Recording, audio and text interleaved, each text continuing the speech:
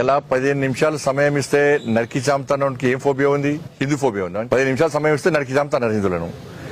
Beef గోమాంసం తినాలే మజా ఉంటుందని ఏం ఫోబియా ఉంది? హిందువులు ఆరాధ్య దైవంగా భావించినటువంటి గోమాంసం తింటే మజా ఉంటుందని చెప్పి అన్నానికి ఏం ఫోబియా ఉంది? ఇలా దేవుళ్ళను హిందూ దేవుళ్ళను కించపరిచేటువంటి ఎంఏ పార్టీ నాయకులకు ఓవైసీ కుటుంబానికి ఏం ఫోబియా ఉంది? ఇలా ఓల్డ్ సిటీలో రోహింగ్యాలకు అడ్డాగా మార్చి అనేక మంది టెర్రరిస్టులకు అడ్డాగా మార్చి దేశంలో ఎక్కడ పట్టుబడినా కూడా దానిలో ఒక వ్యక్తి ఓల్డ్ సిటీకి సంబంధించిన వ్యక్తి ఉంటున్నాడు.